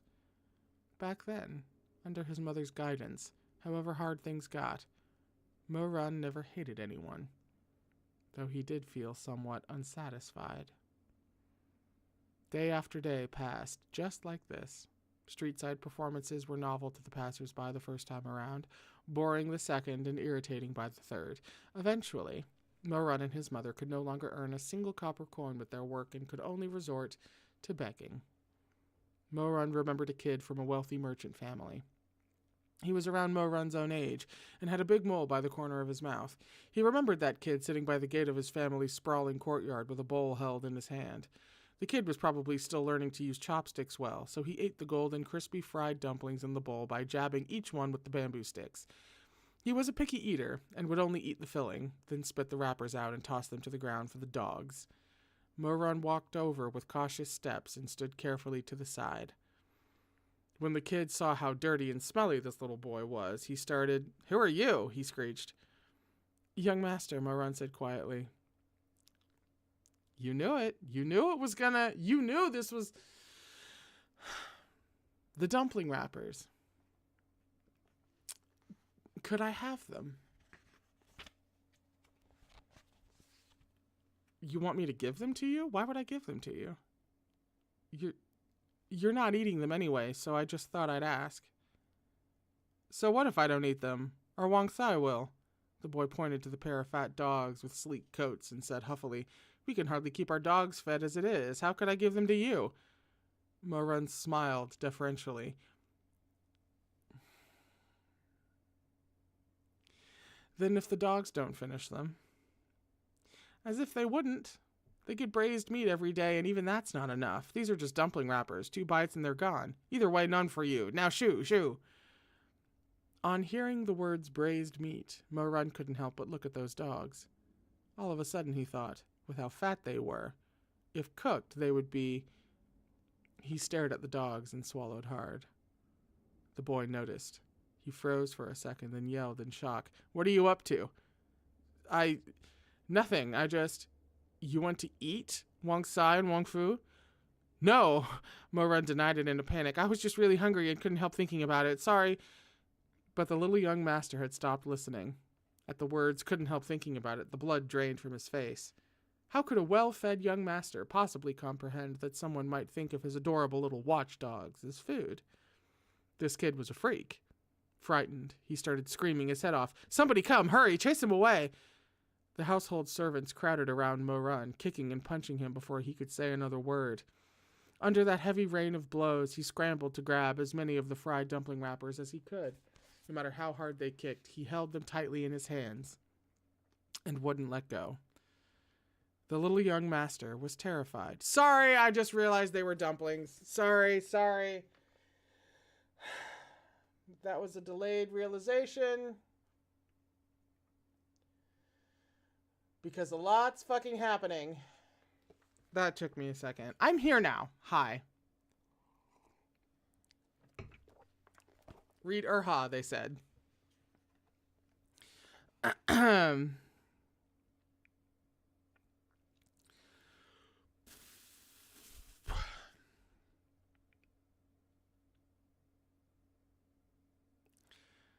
The little young master was terrified. He tossed the remaining dumplings to the ground along with his chopsticks and scurried away. Mo-run crawled over inch by arduous inch, dragging his small, skinny body that had been pummeled blue and purple. One of his eyes was too painful to open, the work of a well-placed kick. Yet he smiled happily as he reached out and grabbed those leftover dumplings. There were 2 left, with the filling still in them. One for him, one for his mom. Or both for his mom. Just the wrappers were plenty for him. But before he could leave with his prize, one of the servants' feet came down in the chaos and crushed those dumplings skewered on the bamboo chopstick. The crispy wrappers cracked, and the ground meat filling was mashed to paste. Mo-run gripped the dirty, broken chopstick in a daze as kicks and punches rained down on him. He couldn't feel the pain, yet because those dumplings could no longer be eaten, his tears began to fall, squeezed out between swollen eyelids to stream down that small face, so dirty his features were hard to make out. All he had wanted was another child's leftover, unwanted food. Why would they rather waste it, crush it, smear it into paste, than let him have it? That's the question. It's the eternal question. Later, when Mo-run became a young master of Xishang Peak, many within the sect tried to suck up to him and curry his favor. On his birthday, he was inundated with gifts and well wishes from people he'd hardly ever spoken to. The child who had once crawled on the ground and scrabbled for discarded dumpling wrappers was now praised and fawned over, left and right. And yet, standing before that pile of attentively selected presents, he found himself gripped by a vague sense of dread. He was afraid those presents would disappear, that they would be smashed, that something unexpected would happen, and everything would be crushed underfoot like those dumplings he had once held but never gotten to eat. And so, out of that mountain of gifts, he quickly used what was usable and ate what was edible. As for everything else, he dug out a secret little compartment in his room and carefully hid those splendid gifts inside, counting them every day, once, then twice, just to be sure. That is exactly how it works. When you grow up in extreme poverty, the scarcity mindset that is burned into you rarely, if ever, fully goes away. Even if you're financially comfortable for like the majority of your life.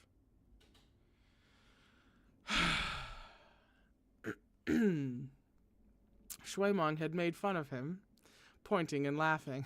It's just a box of pastries from Linon's Breeze Bakery. If they go bad or go to waste, big deal. But look at you shoving them all down your throat in one sitting. Did you starve to death in your last life or something? No one's going to fight you for them. The ignorance of the comfortable. Mo-Run had only recently arrived at Xisheng Peak then, and truthfully still felt profoundly uneasy and insecure. So he only grinned in the face of his cousin's mockery, crumbs still clinging to the corner of his mouth, then lowered his head and opened another box of pastries. Shuimeng was amazed. What an appetite, aren't you stuffed? Mo-Run kept eating without a word. After a pause, Shuimeng said, If you're full, don't force yourself to eat. I get tons of pastries every year for my birthday too, but who can eat that many? Mo-Run's cheeks were stuffed and bulging. He was actually choking a little from eating too quickly. He glanced at Shuimeng sitting across from him with teary black eyes. In that moment, he suddenly recalled that little young master he had met as a child, the one who could be as picky about his food as he liked, who ate the filling from his fried dumplings and tossed the wrappers to his dogs. Shuimeng had probably grown up like that too. That's why he could so easily say things like, just toss it if you can't finish it, and no one's going to fight you for them. Mo-Run really, really, really envied them. Now that he was leading a life of luxury as the young master of a famed sect, he should by all rights be able to feel comfortable and secure, and waste and squander as he pleased. But he didn't dare. Instead, he picked up his cup and swallowed several mouthfuls of water to wash down the pastries obstructing his throat. Then he forced himself to eat more. Later still, he became Emperor Taishanjun. Everything under the skies belonged to him. The most gorgeous beauties, the finest wines, the most exquisite delicacies, gold and silver, pearls and jades, and treasured artifacts alike were gifted to him in a never-ending stream from every corner of the world. One day, a wealthy ore merchant arrived from Linan with a rare 10,000-year-old black fire jade that had been discovered while mining. He declared that he wished to give it to Emperor Taishanjun. These types, people who came bearing gifts of treasure in hopes of a noble title or official post, or otherwise tried to ingratiate themselves with the emperor and win his favor, were too numerous to count. Mo-Run usually ignored them. But on this day, it just so happened that Chu Wanning had come down with a cold. Mo-Run frowned slightly. Black fire jade was excellent for warming the body. He'd prefer for that invalid to get better quick. He was a goddamn eyesore lying around in bed all day.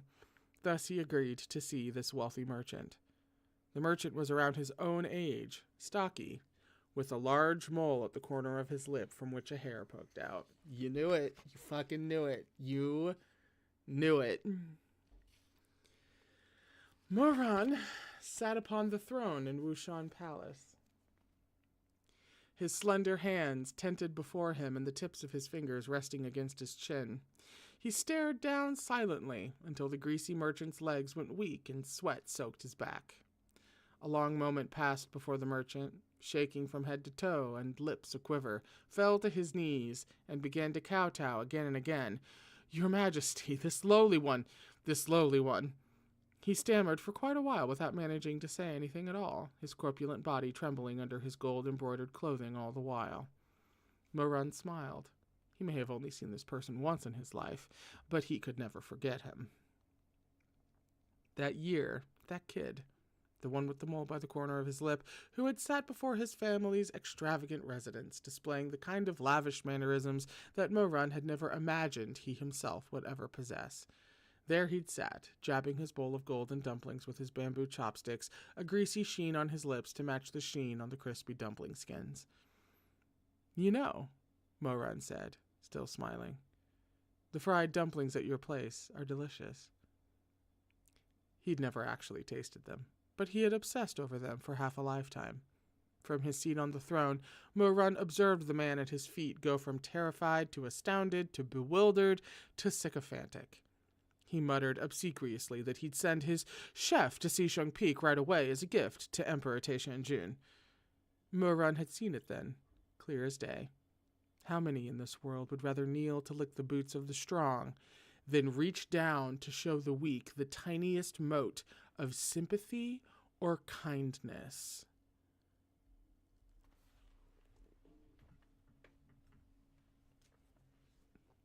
That was at the bottom of page 274.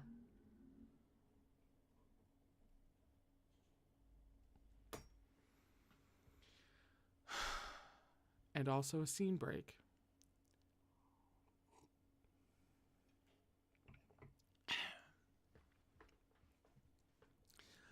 Mo-Run shook his head, trying to shake off these memories of bygone days. He rarely reminisced about his past, unwilling to dwell on this weakness of his. But the ordeal of asking door by door and being rejected door by door was so like those scenes of his past that the fetters deep within his mind fell open against his will. For a time, he was caught up in the darkness of his past.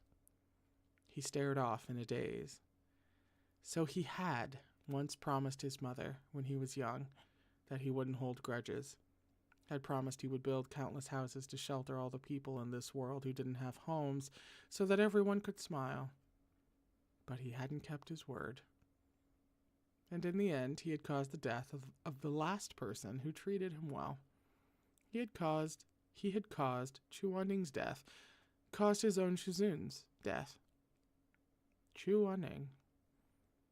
Mo-Run's heart ached at the thought of him. Absently, he reached into his robes and took out that flimsy sheet of paper bearing Chu-Wan-Ning's likeness. The paper had become a bit wrinkled. He pressed his lips together and wordlessly raised a hand, intending to smooth it out, but at his touch, blood smeared across the paper.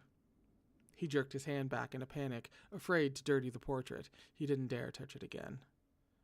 He walked from 5th Street to the 3rd Street, asking at every door, unwilling to give up, but every ghost said the same. They'd never seen the man in the portrait. He strode through the endless night. It was so dark, so long, that he began to suspect he'd never reach the dawn, no matter how he tried or how far he walked. Mo-Run finally felt fatigue setting in. He hadn't had a thing to eat or drink, and by this point was nearing his limits. By luck, he spotted a stall hawking wontons. That comes with a footnote, although the wontons here are huntun, the northern variety of wontons, which are mild and typically served in soup. They are distinct from the Sichuan variety of wontons, chao shou, that Chu-Wan-Ning makes for Mo-Run, which are wrapped differently and served in a spicy chili oil. Actually, thank you for that detail. Much appreciated. By luck, he spotted a stall hawking wontons at the side of the street, so he went over and bought a bowl, which he sneakily ate out of sight of the ghosts. All the food in the underworld was cold. No steam rose off the wontons. Mo-Run brought out the soul-calling lantern, scooped up a wonton, and held it out to the lantern. Does Shizun want some? Shizun, of course, couldn't answer. So Mo-Run ate the whole bowl himself. Hang on, I just had a thought. Granted, it's not like it's just the fully conscious soul being that is Chu-Wan-Ning just hanging out in this lantern. But I do wonder how, if any, how much he could perceive of what's happening with Mo-Run, like outside the lantern. Like, can he hear? Will he remember? This is just a thought that occurs to me, because this chick is cruel. So I'm just wondering if ever there will come a moment when, like, you know, Chu-Wan-Ning's all Humpty Dumpty'd back together again, and he has like a vague recollection of some of the things that Mo-Run did. That's just a wild thought. I literally have nothing to go on other than a hunch. So Mo-Run ate the whole bowl himself. Then again, he said between mouthfuls, "You never did care for wontons. All you like are sweets. Once I find you and we get back home, I'll make you pastries every day." In the silent night, one youth and one lantern sat by the lonely wonton stall. A breeze rustled past, bringing with it an occasional withered leaf. In this moment, even the underworld seemed serene. Peach blossom cake, osmanthus sweets, walnut crisp, cloud cake. He listed all these to the lantern while ticking them off on his fingers, as if in doing so he might entice Chuaning to respond. After he'd listed a good number, he forced himself to smile and asked, "Shizun, where is your other earth soul?" The young man extended his slender hand and gently caressed the silk surface of the lantern, just as he had that year he turned 30 when Chuaning died. When he had held the man's body in his arms and stared blankly into the distance and muttered, "Chuaning, I really hate you so much," then lowered his head and pressed his lips to that cold cheek. "You new around here, son?" Suddenly, a voice like a broken gong spoke by his ear. The old man hawking the wontons was terribly nearsighted and had felt his way over to sit next to Mo-Run. This man had probably died of old age in his own bed. His face, tanned dark by the sun, was wizened and lined like a poplar tree in the desert. He produced a smoking pipe from somewhere in his burial clothes, placed it between his teeth, and began chatting with Mo-Run with that kindly nosiness unique to the elderly. Mo-Run sniffled, then turned to flash him a grin. First day. No wonder I don't recognize you. If you don't mind me asking, how'd you go so young? Chi deviation. Oh. The old man inhaled smoke from his pipe, though it remained dark and unlit. A cultivator, eh? Mo-Run nodded and cast him a glance. Without much hope, he once again withdrew that portrait skull from his robes and asked, "Gramps, I'm looking for someone. This is my Shizun. He's new here, too. Would you happen to have seen him?" The old man accepted the drawing and hunched over closer to the light. He squinted at it for quite a long while through cataract-clouded eyes, Mo-Run heaved a sigh and reached out to retrieve it. "It's all right. I've already asked lots of people. It's okay if you don't know either. Everyone else, I've seen him." Mo-Run jolted. The blood in his veins coursed faster as he clutched at that old man's arms. "Gramps, you've seen him? You're sure?" "I'm sure." The old man crossed one leg over the other and reached over to pick at his foot. "Don't see lookers like that every day. It was definitely your Shizun. An old man with taste." Mo-Run had already shot to his feet, but then felt he'd been rude and bowed respectfully to the old man. He looked up. "Gramps," he said earnestly, "please point the way." Yeah, no need to be so polite, son. We're all in the same boat down here. Just ghosts waiting to pass on to the next life. We've only got 8 or 10 years before this life's memories are gone for good. My own son passed too early, so I've got a soft spot for you youngins. He wiped the tears from his eyes and blew his nose into his sleeve, then finally asked, "You seen that grand-looking palace on the first street up there?" "I have. That's where my Shizun is?" "Yep, he's in there. It's the 4th Ghost King's 2nd palace." The old man sighed. "The Ghost King doesn't actually live there. He built it to lock up all the beauties his lackeys snatch from the underworld. That 4th Ghost King is a real lecher. He comes down here now and then to take his pick of concubines from the 2nd palace, men and women both. He takes those he picks back to the 4th level of hell, and the ones he doesn't are supposedly given to his underlings as playthings." The old man sighed again. The world nowadays. He was still sighing when the little cultivator beside him scooped the lantern into his arms in an anxious flurry and charged off into the night like a hound on a scent. The old man watched in silence for a second, then muttered, not without a dash of envy, "Must be nice to be young, to be able to run so fast."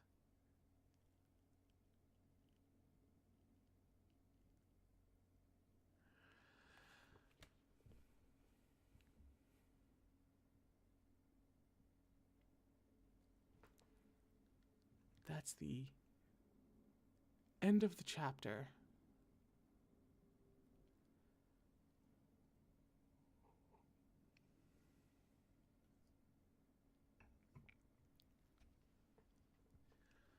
I've got to ask, out of this story, or in case, you've only read up to the official English translation and not the whole thing in a fan translation, to the extent of your knowledge, where in the hell does Volume 3, like, how is that regarded by the fandom? What I mean by that is, like, is Volume 3 considered a banger in this series? Or, like, a high point? Or is this just, like, run-of-the-mill? And the big faves that are all the big bangers and everything, like, comes later? Because we're over halfway through it, as I just lost the bookmark, because we're over halfway through it, and I deeply need to know where this lands in my expectations.